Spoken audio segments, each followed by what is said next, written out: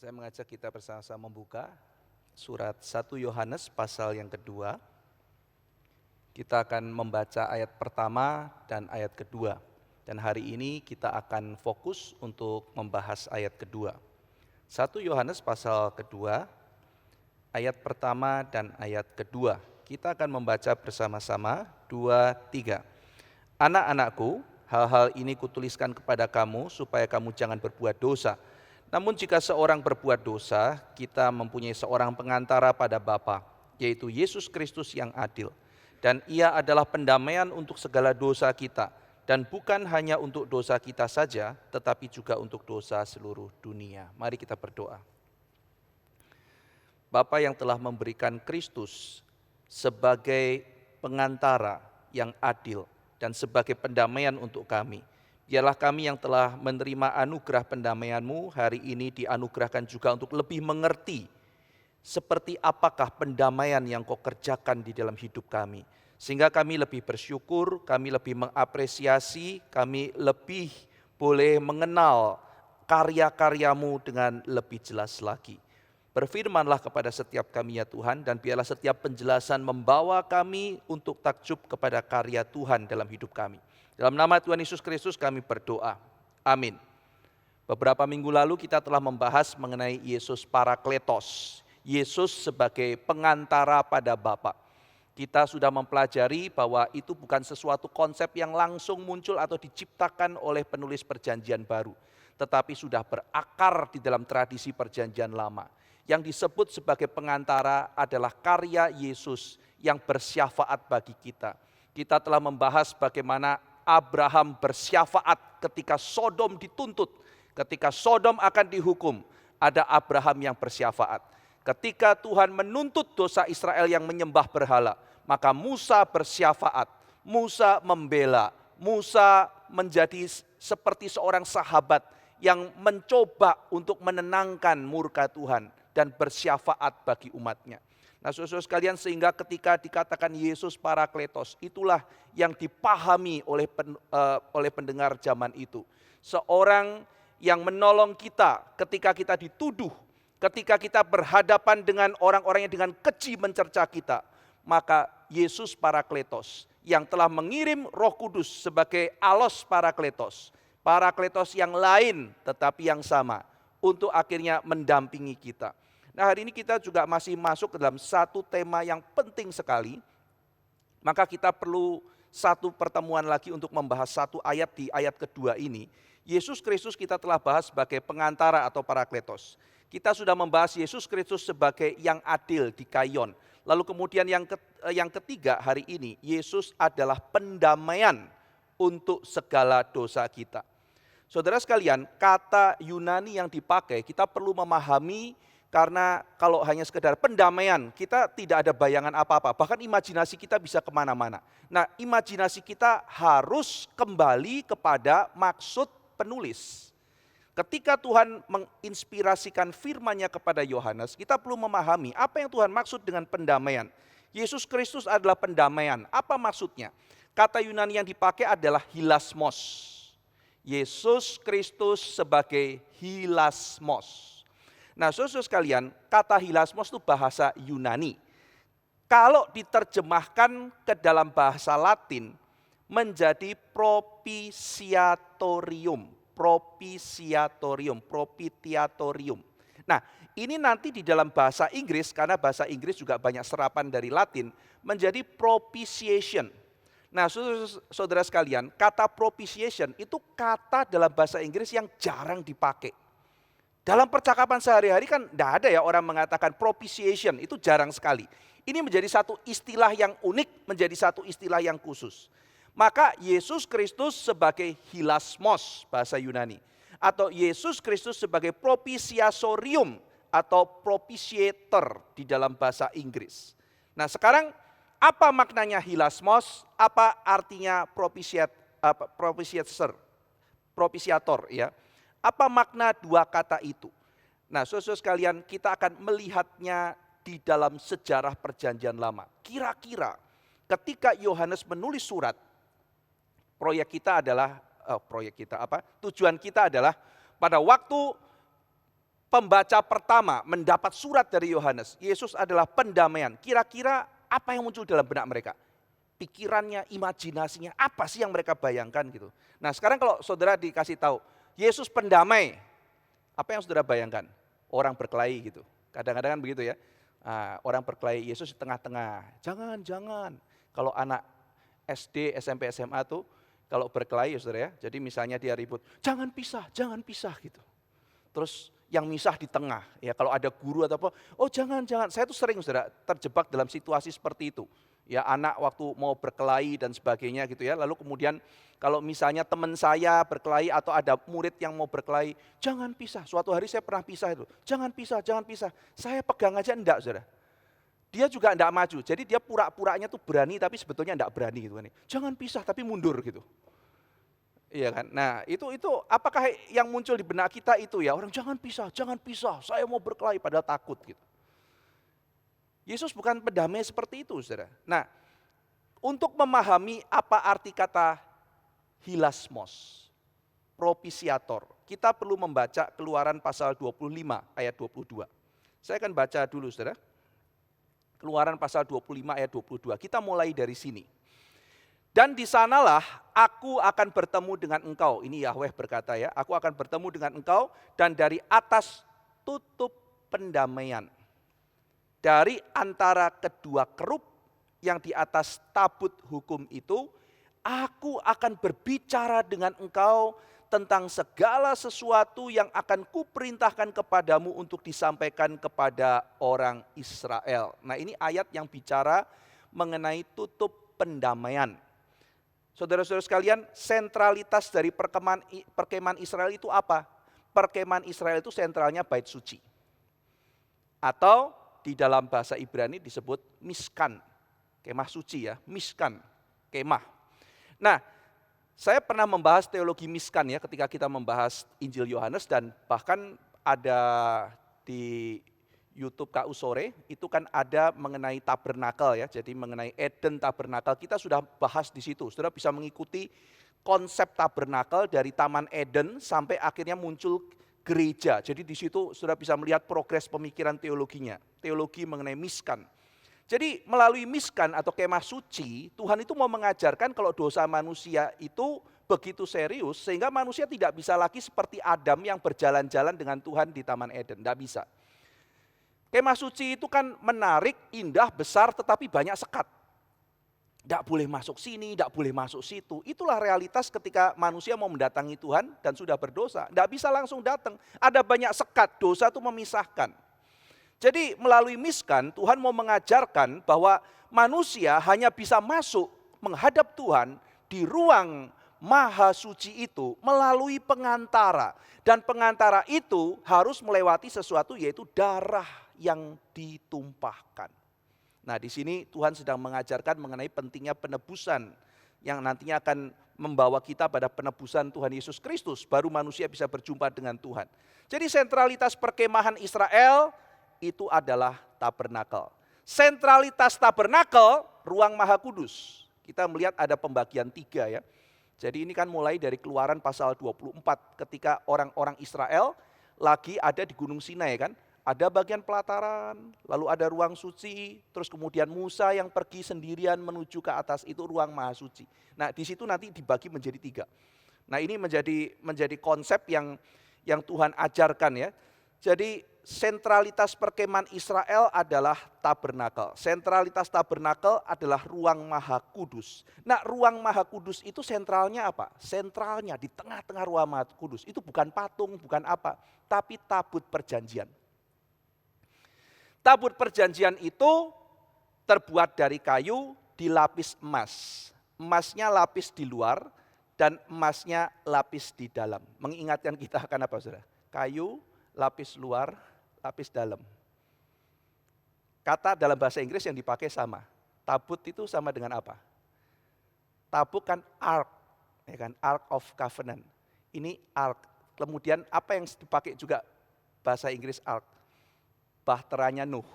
Ya menarik ya, ini kita nggak bahas itu kesamaannya ya. Jadi dilapis emas, tapi kalau Nuh kan kayu dilapis dengan lapisan ya supaya air tidak masuk. Lapis di luar, lapis di dalam. Nah, jadi kemudian setelah itu di dalam tabut perjanjian tuh isinya ada beberapa. Tetapi yang paling penting sentralitasnya adalah 10 hukum Tuhan yang ditulis oleh Musa di 2 loh batu. Kan yang dari Tuhan sudah dihancurkan ya. Lalu kemudian Musa tulis, lalu kemudian ditaruh di situ. Nah, jadi 10 hukum Tuhan itu mengekspos dosa manusia. Demikian kata Alkitab. Melalui 10 hukum manusia tahu dosa-dosanya. Tuhan membongkar dosa-dosa manusia melewat 10 hukum itu. Semua kesalahan manusia tersingkap. Nah, itu sebabnya. Maka Tuhan menyediakan sebuah tutup di atas tabut itu. Nah, ini yang disebut dalam Keluaran pasal 25 tadi. Ada tutup pendamaian. Nah, tutup dari tabut perjanjian itu, saudara, kalau saudara lihat brosurnya yang dibuat oleh saudara Kartika ya untuk pertemuan hari ini, itu kan ada ini ya, di situ ada sebuah tabut, lalu di atasnya itu ada kerubim, ya kerubim. Nah, biasanya kalau bicara mengenai kerubim itu bicara hadirat Allah, karena nanti kalau saudara membaca kitab Imamat, di situ Shekinah atau awan kemuliaan, lambang kehadiran Tuhan, itu akan hadir di atas kerub itu. Kita bisa membayangkan dalam kitab Yeskel misalnya ya, di situ ada para kerub, lalu kemudian menatang tahta Allah hadir. Ya, jadi disitulah Allah hadir menjumpai umatnya. Ada kerubium di situ. Nah, itu adalah tabut perjanjian itu ya, yang ada kerubiumnya. Nah, jadi penutup di dalam Keluaran pasal 25 ayat 22, tutup pendamaian itu, bahasa Ibrani-nya adalah kaporet. Kaporet. Ingat-ingat kaporit, saudara. Kaporit itu kan membersihkan ya. Jadi nanti kita akan masuk ke sana ya. Jadi kaporet itu artinya dalam bahasa Ibrani, literalnya itu covering, menutup. Ya, nah nanti karena ditutup akhirnya dibersihkan. Makanya kaporit itu membersihkan. Saya nggak tahu tuh ada kaitannya apa enggak itu ya. Bahasa Indonesia benda namanya kaporit itu loh. Saudara kalau misalnya ke kolam renang kan langsung cium bau kaporitnya itu kan ya. Jadi itu yang mematikan kuman dan membuat air bersih dan sebagainya. Kaporet, ya saudara ingat kaporit itu, kaporet ya kan. Nah jadi kaporet itu covering, menutup. Maka tutup pendamaian itu bahasa Ibrani-nya kaporet. Di dalam pasal 25 ayat 22 itu bicara mengenai kaporet. Nah jadi ketika Alkitab bahasa Ibrani itu diterjemahkan ke bahasa Yunani, jadi kan ada proyek saudara ya, jadi orang-orang Israel itu karena sudah dibuang ke Babel, ketika balik tidak ngerti lagi bahasa Ibrani saudara. Ya misalnya sekarang saya ketemu sama orang diundang di gereja Mandarin gitu ya, orang pasti ngomong sama saya itu bahasa Mandarin saudara. Ya kan, Musa ya dia ngomong apa gitu ya. Nah makanya kalau saya pergi keluar kota, khotbah di gereja Mandarin, saya sudah menghafalkan satu kalimat. Musa ngomong, wopu hei chang huai gitu ya. Oh ya, terus dia ngomong bahasa Indonesia. Ketemu lagi, ya Musa, wopu hei sang chang huai. Aku nggak bisa ngomong Mandarin gitu kira-kira. Ya hanya itu yang saya hafalkan gitu ya saudara. Jadi dengan nada yang kayak Huang Fei Hung gitu, karena bisanya itu, nggak ngerti nada saya gitu ya, Huang itu. Nah orang tuh bingung, kamu tuh tampang Cina abis-abisan, CAA gitu ya, tapi kok nggak bisa ngomong, ya karena sudah lama di Indonesia, tinggal di satu kota yang menjadi basis PKI, sehingga ketika bicara bahasa Mandarin langsung dituding orang PKI menjadi sesuatu yang jelek, maka di situ orang-orang di daerah saya sangat ketakutan kalau ada bau-bau hal yang bersifat Tionghoa. Nah ini adalah sesuatu yang terjadi juga kepada orang-orang Israel yang dibuang di Babel. Ngomongnya bahasa Babel, ngomongnya bahasa Aramaik. Jadi ketika balik banyak yang tidak bisa bahasa Ibrani. Saudara masih mengingat perannya Ezra. Ezra itu ahli kitab, dia bisa membaca dalam bahasa Ibrani. Maka dia mengajarkan orang membaca kitab suci dalam bahasa Ibrani. Nah itu sebabnya bahasa Yunani saat itu menjadi bahasa yang internasional dalam zaman perjanjian baru. Maka ada proyek menerjemahkan bahasa Ibrani kepada bahasa Yunani. Nah itu nanti namanya Alkitab Septuaginta. Ya, yang menurut legenda diterjemahkan 70 orang dan sebagainya, tapi itu hanya legenda ya. Jadi itu Septuaginta. Nah, kalau kita membaca Septuaginta yang juga dibaca oleh para rasul di zaman itu, jadi kata kaporet itu diterjemahkan menjadi hilasterion. Ingat ya, kata hilasmos tadi ya, hilasterion, pendamaian. Nah, jadi kalau orang Yahudi pada waktu itu dengar kata hilasterion, yang muncul di otaknya apa saudara? Kaporet. Oke, Yesus pendamaian bagi dosa-dosa kita. Yang muncul di benaknya, imajinasinya bukan lagi melerai dua orang berkelahi. Yang muncul di imajinasi adalah kaporet, tutup pendamaian. Hilasterion, itu adalah kaporet. Nah, jadi beda sekali ya saudara. Jadi kalau kita ngomong pendamaian, orang berkelahi, wasit. Ya. Tetapi kalau ini bicara mengenai pendamaian, kaporet. Nah, kita sudah belajar di sini mengenai imajinasi yang muncul dan makna yang dituju. Nah, sekarang kita lanjutkan saudara-saudara sekalian. Emang apa sih yang terjadi pada kaporet itu, pada tutup pendamaian itu? Apa yang terjadi? Saudara, kalau kita membaca Imamat pasal 16, saya sarankan saudara nanti membaca ya. Jadi itu Tuhan mengatakan setiap hari Yom Kippur, orang yang masuk ke bait suci itu tidak boleh sembarangan. Konteksnya saat itu Tuhan baru menghukum orang yang sembarangan ya. Jadi tidak boleh sembarangan orang masuk ke dalam bait suci. Kenapa? Karena hadiratku itu tiba. Awan kemuliaan itu tiba. Dan ketika tiba ada di atas tutup pendamaian itu. Nah ini hari yang spesial, hari penebusan, the day of atonement. Di hari penebusan itu, the day of atonement itu, imam besar itu mesti masuk. Nah imam besar waktu masuk dipesan, dia harus mempersembahkan korban untuk penebusan dosanya sendiri. Maksudnya Tuhan mengatakan, kamu sebetulnya tidak layak, kamu pun berdosa. Kamu perlu ditebus dulu, baru kamu datang mewakili bangsamu. Lalu kemudian imam itu akan mewakili bangsa memberikan persembahan. Di situ ada domba yang dibakar habis ya, olah yang dibakar habis. Tapi selain itu saudara, menarik. Ada scapegoat. Ada 2 kambing. Kambing itu yang satu disembelih, lalu darahnya dipercikkan kepada kaporet. Yang satu setelah itu dilakukan, imam itu tumpang tangan di atas kepala scapegoat itu. Lalu kemudian di situ ngomong semua dosa bangsa itu.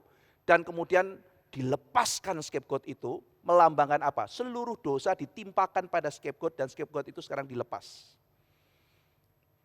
Nah jadi disinilah kita memahami arti pendamaian. Nah sekarang kita akan masuk saudara ya. Apa yang terjadi di dalam kitab Imamat pasal 16 tersebut. Ya, jadi 2 aspek dari penebusan yang kita akan bahas. Yang pertama saudara, penebusan berarti dosa itu ditutup, covering. Kaporet itu adalah penutup, covering. Jadi karena ditutup, murka Allah itu diredakan. Nah inilah arti hilasterion atau arti propisiasi. Apa itu propisiasi? Propisiasi itu karena ada darah yang dicurahkan di atas tutup pendamaian itu, maka dosa-dosa manusia ditutup oleh Tuhan Yesus. Jadi seperti kaporet itu menutup, maka waktu Tuhan melihat dosa manusia, oh enggak kelihatan. Kenapa? Sudah ditutup oleh Kristus. Kristus seperti sebuah tutup, hilasterion, seperti kaporet, nutup, enggak bisa ngelihat. Karena itu, oh sudah ditutup, sudah di cover, maka murka Allah reda. Jadi propisiasi adalah tindakan untuk meredakan murka keadilan Allah. Itu propisiasi. Nah jadi saudara-saudara sekalian arti kata propitiation apa itu? Itu adalah sesuatu pengertian yang sangat dalam. Sebuah tindakan untuk menghentikan Allah yang murka. Karena dia adil, dia tidak bisa melihat dosa. Dosa harus dihukum. Saudara dosa kan harus dihukum. Dosa tidak bisa dibiarkan begitu saja. Kalau saudara misalnya melihat ya sebuah kejadian, sebuah pembunuhan terjadi. Satu keluarga dibunuh, ada satu yang selamat. Lalu kemudian hakimnya datang. Kasus apa ini hari ini? Pembunuhan Pak Hakim, satu keluarga dibunuh secara sadis. Oke, ada yang masih hidup, coba kesaksian. Gini Pak Hakim, apa minta keadilan gini. Terus kemudian hakimnya bilang, kamu yang bunuh ya? Iya Pak Hakim, kamu menyesal enggak? Tidak, saya tidak menyesal. Gitu, enggak menyesal. Yakin? Nyesal ding, nyesal. Gitu dong. Ngomong-ngomong saya ini hakim pemurah loh. Saya lagi happy hari ini. Ya sudah ya, kamu saya lepaskan. Bye-bye, sampai ketemu sidang berikutnya. Saudara, kira-kira apa yang terjadi sama orang yang minta keadilan ini? Tidak bisa Pak Hakim, saya minta keadilan. Keadilan harus ditegakkan. Maka Allah adalah Allah yang murka karena dia adalah Allah yang adil. Maka tindakan propisiasi adalah tindakan untuk meredakan murka Allah. D.A. Carson dalam sebuah bukunya berjudul Scandalous, The Cross and Resurrection of Jesus. Dia menjelaskan mengenai propisiasi. Demikian dia menjelaskan. Di dalam ancient paganism, justru ya di dalam zaman dulu itu orang-orang pagan, itu ada juga konsep propisiasi. Meredakan dewa yang lagi marah, itu ada. Jadi caranya adalah kasih persembahan. Dewa-dewa itu punya wilayah masing-masing. Misalnya kalau kita bicara mengenai Yunani kan ada Neptunus, ya kemudian ada Ares, ada kemudian Pluto yang menguasai area masing-masing. Nah, dewa-dewa itu temperamennya kurang baik. Jadi dewa yang sifatnya kurang baik dan dia itu moody, dia itu kayak ya abigail-abil lah saudara ya gitu. Jadi dewa-dewanya tuh bisa labil gitu, dia bisa semaunya sendiri, bisa moody. Kadang dia kalau seneng ya seneng, kalau baik, kalau lagi bad mood juga dia jahatin manusia. Jadi dewa yang nggak bisa dipegang gitu. Nah maka tugas kita adalah membuat dia propitious, favorable. Jadi membuat dia senang. Jadi misalnya nih ya, oh saya mau pergi perjalanan laut. Ya pastikan dulu Neptunus senang supaya dia tidak menelan kita. Bikinlah persembahan atau apa, bikin Neptunus tidak murka. Nah itu propisiasi, kasih persembahan. Persembahan ini tujuannya adalah untuk menyenangkan dia. Nah itu sebabnya saudara ketika istilah propisiasi atau hilasterion ini muncul, kadang-kadang membuat orang-orang di kalangan Kristen itu kok mirip ya sama pagan ya. Ini apa enggak konsep pagan sebetulnya yang diambil. Nah D.A. Carson mengatakan enggak, ini benar-benar konsep Alkitab beda. Bedanya di mana? Bedanya adalah kalau di dalam orang-orang pagan, kita yang meredakan kemarahan dewa. Tanda kutip nyogok. Tetapi di dalam kitab suci, siapa yang menyediakan tutup pendamaian? Tuhan sendiri. Maka dikatakan oleh D.A. Carson, konsep propisiasi Alkitab itu berbeda.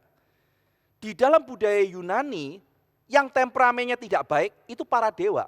Kita baik-baikin dewa, jadi kebalik ya saudara ya. Dewanya itu aneh, kita ini mesti baik-baikin dewa, supaya dewa baik sama kita. Jadi yang problem siapa? Dewa. Zeus bisa iri. Ini kok orang main musik lebih bagus. Apollo ya, Apollo iri. Ini kok orang manusia biasa, dia lebih bagus dari saya main musiknya. Dibunuh sama Apollo. Kenapa? Apollo jealous. Dewa kok begini ya? Kok temperamennya yang gak baik itu para dewa ya? Lalu kemudian misalnya si Zeus istrinya melahirkan. Ketika istrinya melahirkan, istrinya ngeliat, aduh kok anak saya kok jelek. Dibuang ke laut saudara. Hephaestus itu dibuang ke laut, kenapa? Karena dilihat jelek, tampangnya jelek. Dewa paling jelek, kakinya pincang pula, dibuang ke laut. Nah sekarang kalau orang mendengar itu kan terkejut ya, ini kok tingkah lakunya seperti ini. Jadi yang problem itu adalah para dewa. Sementara di dalam kitab suci, yang peranginya buruk itu bukan Tuhan. Yang problem itu manusia. Peranginya yang buruk itu manusia. Maka Allah mengirimkan anaknya yang tunggal sebagai propisiator. Tuhan itu memberikan persembahan kepada dirinya sendiri. Yaitu anaknya yang tunggal diberikan untuk meredakan murkanya. Ini tidak ada dalam konsep bangsa manapun saudara. Tidak ada. Ia yang menyediakan pendamaian bagi kita. Bukan kita yang mengadakan pendamaian bagi dia. Maka Kristus adalah sang pendamai. Tuhan yang menyediakan kaporet bagi manusia. Jadi bukan manusia yang menyogok Tuhan. Nah jadi ketika dosa manusia itu ditutup, maka redalah murka Allah. Kemarin kita sudah membahas ya. Dasar ketika Tuhan Yesus bersyafaat bagi kita adalah keadilan Dia. Karena Dia righteous. Karena Dia bukan sekedar ampuni dong Bapak, kasihan Dia. Tidak. Tetapi Dia sendiri yang telah mati menjadi penebusan bagi kita. Nah tutup itu, kaporet itu sebetulnya tipologi menunjuk kepada Tuhan Yesus Kristus.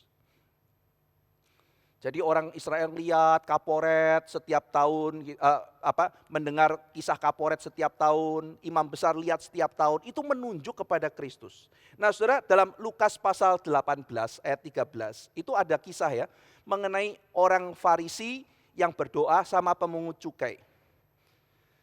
Nah di dalam pasal 18 itu kan dikatakan yang orang Farisi datang lalu berdoa kan. Oh Tuhan, aku bersyukur aku ini orang Farisi. Bukan pemungut cukai, bukan perampok, bukan perempuan, bukan apa. Dia ngomong bukan ini, bukan itu gitu ya.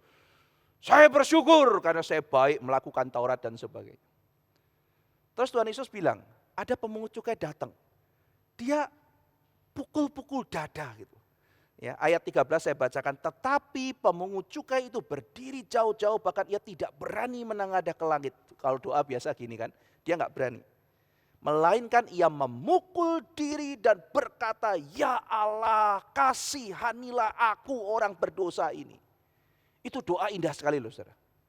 Itu doa yang sangat indah. Have mercy on me, have mercy on me, oh yang berdosa ini. Saudara, sayangnya ya, kata kasihanilah aku ini orang nggak ngerti. Ini sebetulnya kata apa yang dipakai oleh pemungut cukai yang digambarkan Tuhan Yesus. Kata have mercy on me ini menggunakan kata hilasteti dalam bahasa aslinya. Hilasterion. Jadi sebetulnya dia berdoa apa saudara? Cover me. Cover me. Seperti tutup pendamaian itu. Oh Tuhan, tutuplah aku ini pendosa, tutupi diriku, aku gak sanggup menghadap murka-Mu. Aku mesti ditutup, karena kalau tidak ditutup mati aku menghadap Engkau. Hilasteti, Tuhan kasihanilah aku, tutupi aku, tudungi aku, sembunyikan aku membutuhkan penutup itu. Aku tidak sanggup menghadapi murka-Mu itu ya Tuhan, aku tidak sanggup. Saudara bayangkan ya kalau misalnya kita menghadapi papa ya yang murka, kita memang salah, papa lagi murka gitu ya. Tiba-tiba mama datang lalu menyembunyikan kita gitu ya. Mama bilang papa, sudah papa, lihat saya papa. Perasaan kita apa? Ini contoh tidak sempurna ya saudara, tetapi kita membayangkan ya, ketika kita memang salah, kita sedang gemetar, kesalahan kita demikian besar dan papa menuding kita. Lalu tiba-tiba mama datang, papa gitu ya. Perasaan kita apa saudara? Ketika ditutupi, tenang. Demikian juga saudara-saudara sekalian, Yesus pendamaian. Ketika dosa-dosa kita begitu banyak dan Allah menuntut, hakim menuntut. Di situ doa sang pemungut cukai adalah cover me, tutupi aku, tudungi aku. Aku membutuhkan penutup. Maka penebusan itu memiliki sifat propisiasi. Kristus sebagai pendamai, artinya adalah Kristus menutup dosa kita. Nah di sini kan Yohanes mengatakan kan, kita tidak boleh berbuat dosa. Tapi kalaupun kita masih jatuh dalam dosa, sudah berjuang, sudah berusaha, Tuhan tetap masih berdosa, mati aku, apakah aku akan dihukum oleh Tuhan? Yohanes menguatkan, jangan putus asa, kita punya seorang pendamai. Tutupi aku ya Tuhan, tudungi aku. Sang penutup meredakan murka Tuhan. Ini makna pertama yang kita pelajari dari Imamat pasal ke-16. Penebusan pendamaian itu mempunyai sifat propisiasi. Tetapi propisiasi itu mempunyai dua aspek saudara. Kayak koin itu ada dua sisi, tapi satu koin. Nah maka penebusan itu yang pertama namanya propisiasi, meredakan murka Allah. Tapi yang kedua namanya ekspiasi. Nah ini doktrin ekspiasi.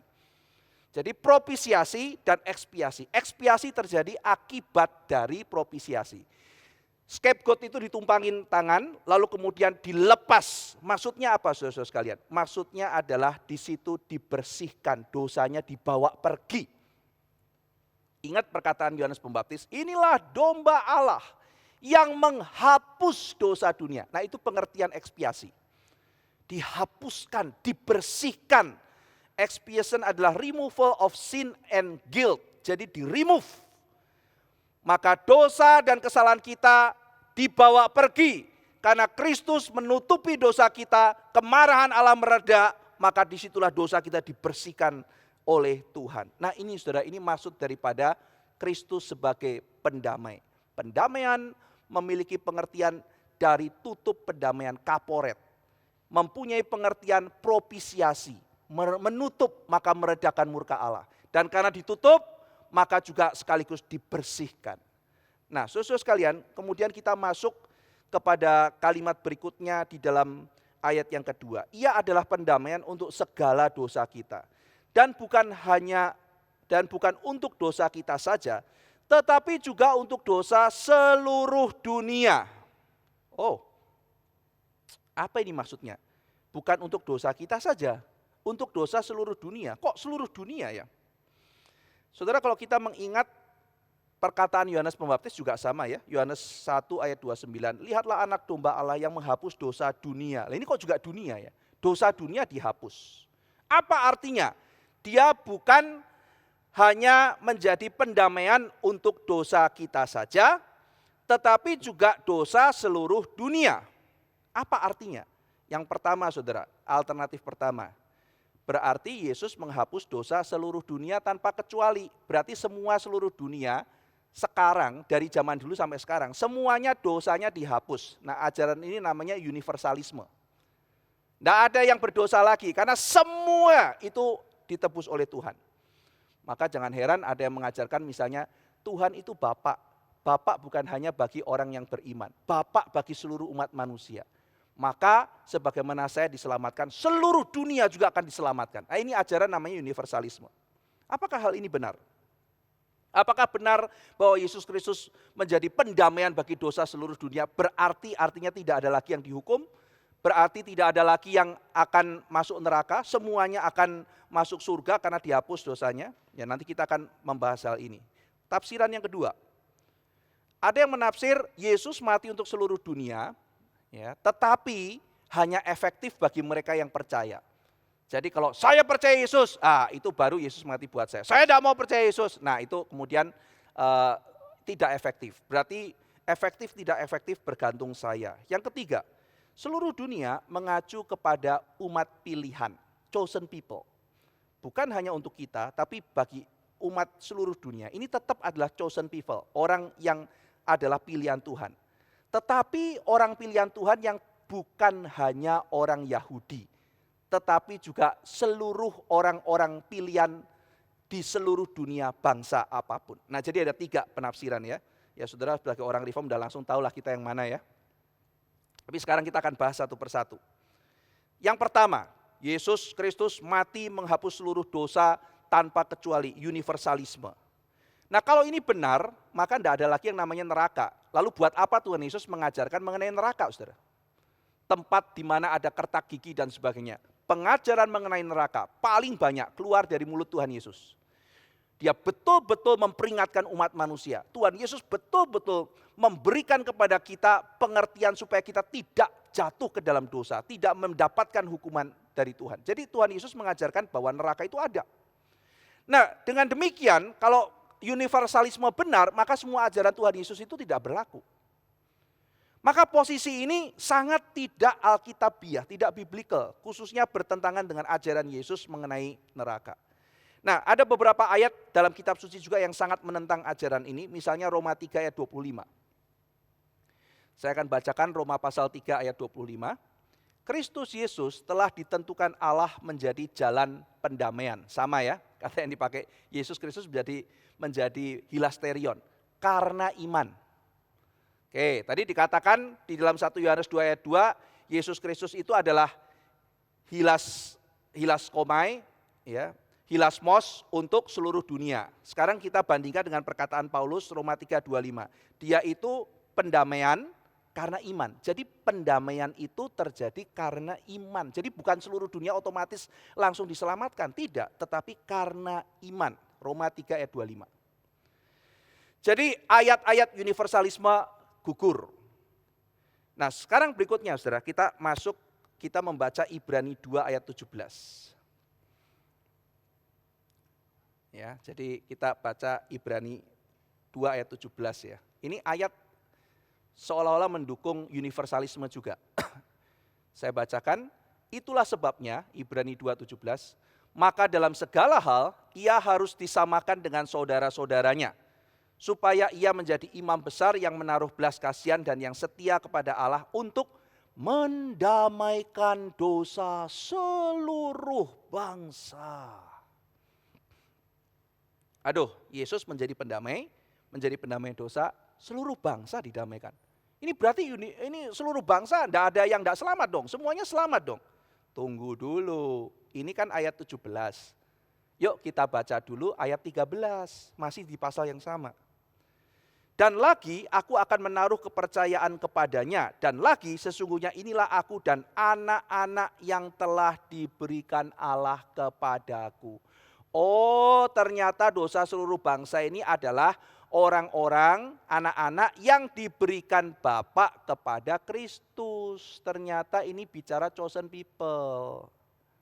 Ya, jadi ini bukan mengajarkan universalisme, justru bicara elect people yang diberikan Tuhan kepada Kristus. Itulah yang didamaikan oleh Kristus. Jadi jelas ya saudara ya, ajaran-ajaran universalisme tidak ada basis Alkitabnya. Nah, jadi bagaimana kita memahami 1 Yohanes 2 ayat 2? Bukan untuk kita saja, tetapi juga untuk dosa seluruh dunia. Nah, saudara perhatikan ya, bukan untuk dosa kita, pendamaian bukan untuk dosa kita saja, tetapi dosa seluruh dunia. Maka untuk memahami dosa seluruh dunia, kita juga perlu memahami siapa yang dimaksud dengan kita. Ya kan? Dia menebus bukan hanya dosa kita saja. Kita ini siapa? Kita ini siapa? Siapa yang dimaksud dengan kita di sini? Gitu. Nah, jadi saudara-saudara sekalian, untuk memahami kita, ya, kita juga perlu memahami konsep mengenai apa itu umat pilihan. Jadi secara singkat, saudara, orang Reform itu memahami kata kita ini sebagai elect people, orang-orang Israel yang sudah dipilih. Nah, jadi siapa itu yang selamat? Yang selamat itu adalah kita. Siapa kita ini? Kita ini adalah umat pilihan. Nah, lalu Yohanes mengatakan, tetapi kita ini kan umat pilihan yang orang Yahudi kan. Jadi kita orang-orang Yahudi yang umat pilihan diselamatkan. Tapi Yesus itu bukan hanya menjadi pendamaian buat kita, elect people yang Jews. Tetapi juga menjadi pendamaian bagi elect people yang bangsa lain. Karena nanti ada orang elect people orang Indonesia kita, ada elect people orang Amerika, elect people orang misalnya Pakistan, orang elect people orang Australia, dan sebagainya seluruh bangsa, saudara. Jadi Yesus Kristus bukan hanya mati untuk dosa kita saja, siapa kita? Elect Jews, orang-orang pilihan Yahudi. Tetapi dosa seluruh dunia. Elect people di seluruh dunia. Nah, ini pengertian ayat ini.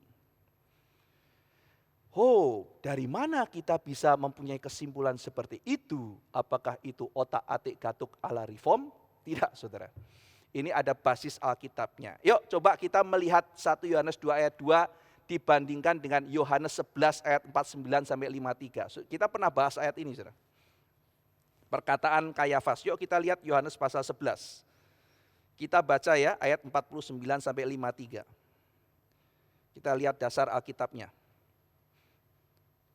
Saya akan mulai baca dari ini deh, dari 45 ya. Yohanes pasal 11 ayat 45. Banyak di antara orang-orang Yahudi yang datang melawat Maria dan yang menyaksikan sendiri apa yang telah diperbuat Yesus, percaya kepadanya. Ini bicara mengenai Yesus membangkitkan Lazarus ya. Tetapi ada yang pergi kepada orang-orang Farisi dan menceritakan kepada mereka apa yang telah dibuat Yesus itu. Lalu imam-imam kepala dan orang-orang Farisi memanggil mahkamah agama untuk berkumpul dan mereka berkata, apa yang harus kita buat? Sebab orang itu membuat banyak mujizat. Apabila kita biarkan dia, maka semua orang akan percaya kepadanya dan orang-orang Roma akan datang dan merampas tempat suci kita serta bangsa kita. Ini kita telah bahas ya di dalam waktu saya khotbah mengenai nubuatan dari Kayafas. Jadi argumentasinya adalah kalau misalnya banyak orang yang percaya Yesus, mereka percaya dia Mesias, maka mereka akan berontak terhadap Roma. Sementara para Sanhedrin itu lebih pro kepada Roma.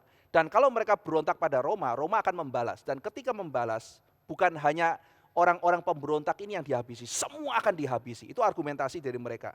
Ya, jadi akan merampas tempat suci kita serta bangsa lain. Tetapi seorang di antara mereka, yaitu Kayafas, imam besar pada tahun itu, berkata kepada mereka, kamu tidak tahu apa-apa. Dan kamu tidak insaf, bahwa lebih berguna bagimu jika satu orang mati untuk bangsa kita, daripada seluruh bangsa kita ini binasa. Ya, jadi lebih baik satu orang mati daripada seluruh bangsa binasa. Ayat 51, saudara. Hal itu dikatakannya bukan dari dirinya sendiri, tetapi sebagai imam besar pada tahun itu ia bernubuat bahwa Yesus akan mati untuk bangsa itu. Perhatikan ya, ayat 52.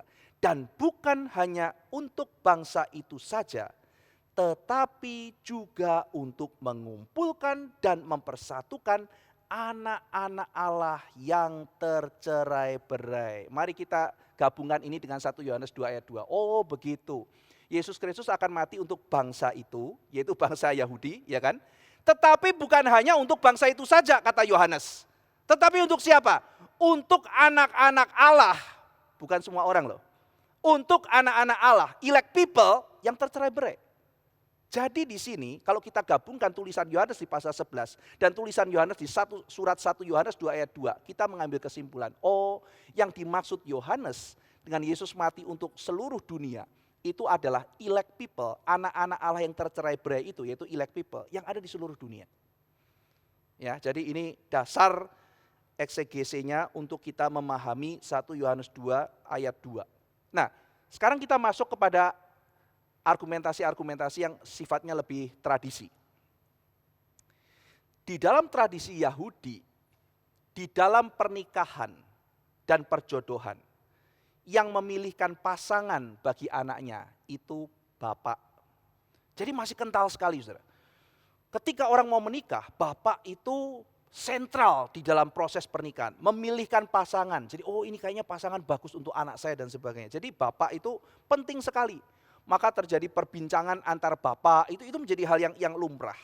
Nah memang zaman sekarang ini ayah dan ibu seolah-olah tidak ada kuasa di dalam menentukan perjodohan anak. 100% itu di tangan anak, kebanyakan begitu saudara ya. Jadi kalau ada ibu bapak campur tangan justru kebanyakan terjadi perang antara ibu dan anak. Ini zaman sekarang begitu. Nah sehingga ketika anak-anak zaman sekarang membaca kisah Simpson di mana dia mau nikah sama seseorang dan papa mamanya tidak bisa berbuat apa-apa. Mereka mengatakan wajar, saya juga begitu. Tetapi bagi pembaca zaman itu, sikap Simpson yang pokoknya aku mau nikah sama orang itu adalah sikap kurang ajar saudara. Nah ini perbedaan kultur ya, jadi ini perbedaan kultur. Karena di zaman itu orang kalau menikah, peran papa itu masih sangat besar. Jadi tidak bisa sembarangan menikah. Mereka menikah dengan yang dipilih papa. Jadi saudara lihat ya, yang dibawa bapa kepadaku. Jadi papa yang memilih mempelai bagi anaknya. Ini konsep elect saudara. Jadi papa yang memilih. Nah ini kan muncul dalam kitab Yohanes kan saudara. Yesus mengatakan bapak yang memilih. Bapak memilih orang untuk datang kepadaku. Jadi bukan aku tetapi Bapak membawa orang kepadaku dan yang dibawa Bapak kepadaku aku selamatkan. Nah ini konsep elect people. Jadi siapa pendamaian, siapa kami yang didamaikan? Kami itu elect people, orang Jews. Bukan hanya untuk kami, bukan hanya kami orang pilihan yang orang Yahudi. Tetapi juga untuk orang-orang di seluruh dunia. Bukan universalisme. Tetapi orang-orang yang sudah dipilih oleh Tuhan untuk selamat yang ada di seluruh dunia. Nah, jadi kita melihat konsep mengenai elect people bukan sebagai sesuatu universalisme. Sekarang kita akan melihat Yesus sebagai pembela. Sebagai pembela kan Yesus bersyafaat. Itu muncul misalnya di dalam Yohanes pasal 17 ya. Yesus berdoa untuk murid-muridnya. Nah, saudara-saudara sekalian, di situ dikatakan Yesus itu tidak berdoa bagi semua orang kok. Kalau dikatakan, oh Yesus mati bagi seluruh dunia, semua dunia diselamatkan. Loh faktanya adalah, kita kan sudah mempelajari konsep parakletos. Yesus itu tidak berdoa untuk seluruh dunia. Yesus tidak berdoa untuk semua orang. Yesus hanya berdoa untuk umat pilihan. Bagaimana mungkin dibilang Yesus hanya berdoa untuk orang pilihan, tapi begitu menyelamatkan, mendamaikan, didamaikan semua. Tidak mungkin. Jadi kan tadi dikatakan Yesus itu parakletos, dia juga hilasterion, hilasmos. Jadi kalau Yesus itu hanya mendoakan umat pilihan, logikanya ya, maka yang diselamatkan adalah orang pilihan yang didoakan toh. Iya kan, ini kan satu, dia itu juga parakletos, dia yang adil, dia adalah pendamai. Bagaimana mungkin dia bilang aku hanya berdoa untuk orang pilihan, tetapi kemudian dia bilang aku mendamaikan semua. Itu enggak matching saudara ya. Berarti mendamaikan seluruh dunia yang dimaksud adalah umat pilihan. Loh Pak, di mana ayatnya dibilang Yesus tidak bersyafaat bagi semua orang? Ada, Yohanes 17 ayat 9. Saya bacakan buat saudara, ini juga kita pernah bahas ya. Aku berdoa untuk mereka, kata Tuhan Yesus. Bukan untuk dunia aku berdoa. Nah lihat ya, tetapi untuk mereka yang telah engkau berikan kepadaku, konsep pernikahan tadi, sebab mereka adalah milikmu. Jadi Tuhan Yesus hanya berdoa untuk orang yang diberikan Bapa kepada dia. Bukan untuk semua orang dia bersyafaat. Saudara bisa memahami ya. Jadi kalau dia sebagai parakletos hanya bersyafaat bagi orang pilihan, maka konsekuensinya sang parakletos yang juga adalah pendamai juga akan mendamaikan orang yang didoakan oleh dia, yaitu orang pilihan. Nah jelas ayat ini, Yesus tidak menjadi advokat bagi semua orang. Dia juga tidak menyelamatkan semua. Kita baca sekali lagi, ia adalah pendamaian untuk segala dosa kita. Clear, oh dia adalah kaporet. Dia memperdamaikan saya, dia menutupi saya, dia menghapuskan dosa saya. Dan bukan untuk dosa kita saja. Siapa kita? Elect people, Jews. Tetapi juga untuk dosa seluruh dunia. Orang-orang elect people yang di seluruh dunia, segala bangsa yang tercerai-berai, dikatakan dalam Yohanes pasal 11. Anak-anak Allah yang tercerai-berai akan disatukan oleh Tuhan Yesus. Mari kita berdoa. Bapa dalam surga, hari ini kami belajar mengenai doktrin yang sangat penting, mengenai propisiasi, mengenai ekspiasi, dan mengenai Tuhan Yesus yang mati untuk umat pilihan, bukan untuk semua orang. Tuhan terima kasih kami telah mengenal kedalaman firman-Mu, dan kami bersyukur berterima kasih karena kami yang berdosa, yang seharusnya mendapatkan murka, ditutup oleh Kristus yang berbelas kasihan pada kami. Sehingga kami diluputkan dari segala penghakiman yang seharusnya kami terima. Terima kasih ya Tuhan, biarlah hidup kami melimpah dengan rasa syukur. Kami yang terus bergumul, kami yang terus merasa diri kami ini seseorang yang tidak dikasihi. Kami hari ini mendengar firman bahwa Yesus Kristus adalah pendamaian bagi kami. Biar kami bersuka cita, biar kami boleh lebih bersemangat lagi untuk melawan dosa. Dalam nama Tuhan Yesus Kristus kami berdoa. Amin.